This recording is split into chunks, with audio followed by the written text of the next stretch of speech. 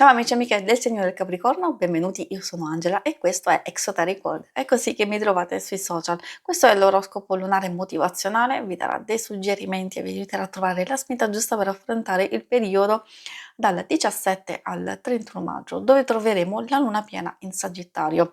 Vi ricordo che ha una lettura generica, prendete solo ciò che vi risuona e se volete potete integrarla col vostro segno lunare. In descrizione trovate le recensioni dei mazzi usati, i link per acquistarli e vi invito a iscrivervi e abbonarvi al mio canale per sostenere il mio lavoro. Vi ringrazio moltissimo se lo farete o lo avete già fatto. E adesso iniziamo, andiamo ad accendere la luna e dal punto di vista astrologico cosa aspettarci con questa luna in Sagittario, ovviamente che avrà culmine proprio il 31 maggio, ma noi vediamo un po' tutte le energie che si andranno a muovere in questo periodo, quindi proprio a partire dal 17 ed è un periodo di grande ottimismo e fiducia nel futuro, di maggiore entusiasmo per nuove esperienze, forse anche viaggi, conoscenza, comunicazione vivace, socievolezza e buon umore, quindi l'energia sarà abbastanza alta, voglia di migliorarsi, cogliere sensazione di libertà e leggerezza anche per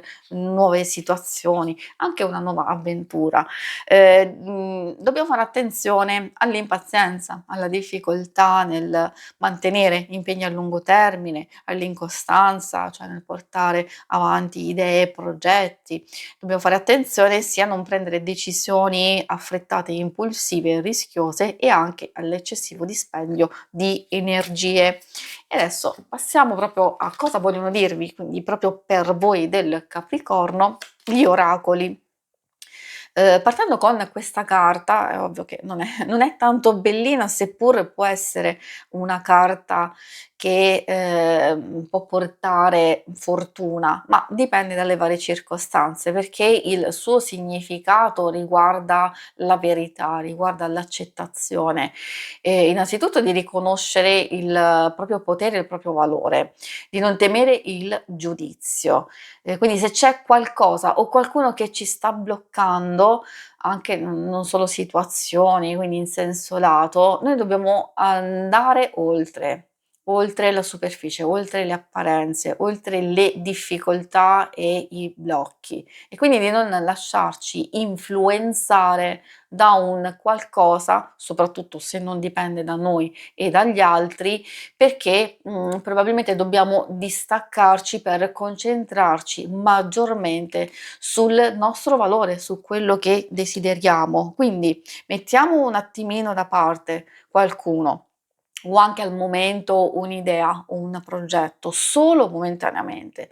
Se poi insomma le cose sono molto più complesse, allora ci sta dicendo di non solo mettere da parte, ma di distaccarci.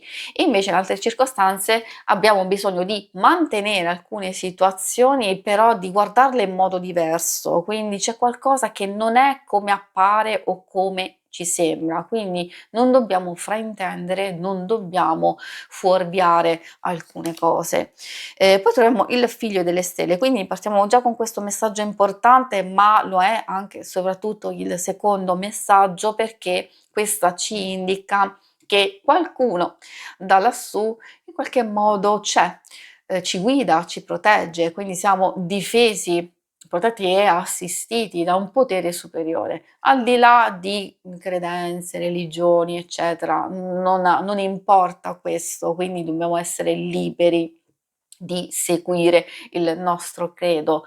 E questa ha a che fare appunto di è vero connetterci al potere superiore, ma soprattutto sapere che un angelo, un defunto, uno spirito guida è con noi e quindi questa protezione che ci sostiene, forse in un momento difficile, oppure magari abbiamo bisogno di maggior fiducia, di coraggio, di affrontare determinate cose, a volte anche proprio per avere il coraggio, spingerci ulteriormente a seguire quello che ci fa stare bene e anche quello che vogliamo ottenere, quindi i nostri stessi desideri.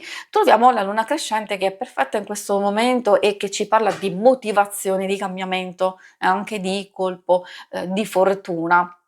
può esserci un'opportunità, una felice scoperta, una bella coincidenza, o anche fare un piccolo passo, anche se nell'incertezza, però l'importante è che lo possiamo fare e quindi di favorire queste cose, però essendo aperti, essendo curiosi, agire con chiarezza, con risolutezza e quindi di fidarci. Io direi soprattutto di noi e poi magari cercare fiducia e sostegno nelle persone dove sappiamo già che, abbiamo consolidato quel tipo di rapporto e di relazione di fiducia.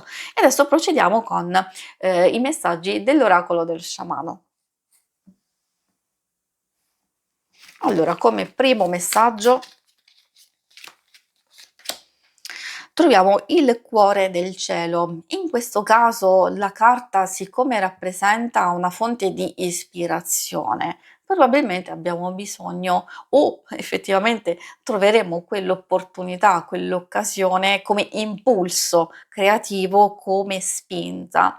In realtà come, messaggio tra i vari significati di questa carta e che secondo me si connette a quello che è già uscito, è proprio della guida divina. Quindi che qualcosa possa provenire non solo, come abbiamo visto, come protezione, ma anche come ispirazione, come spinta e opportunità, ce lo ribadisce proprio questa carta e quindi a maggior ragione dobbiamo essere pronti a cogliere queste cose.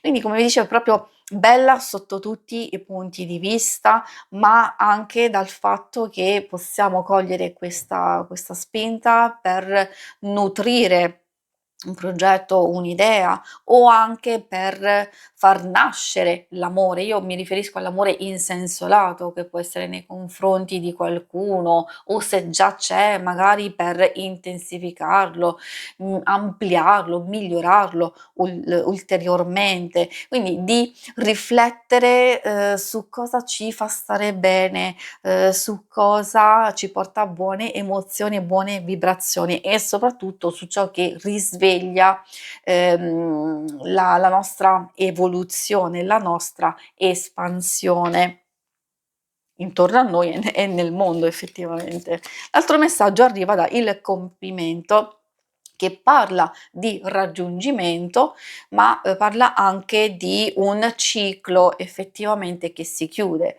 Quindi si può chiudere un ciclo difficile, doloroso, si può chiudere un qualcosa che stiamo facendo, nel senso di ottenere un risultato, oppure potrebbe essere anche una fase per prepararci a quella successiva. Quindi il complimento è molto importante perché, magari riguarda anche, l'esperienza, quindi abbiamo chiuso dei cerchi precedentemente, allora ecco che abbiamo l'esperienza proprio per sviluppare forse un nuovo percorso, oppure abbiamo l'esperienza per trasformare delle cose che sono ancora in via di sviluppo.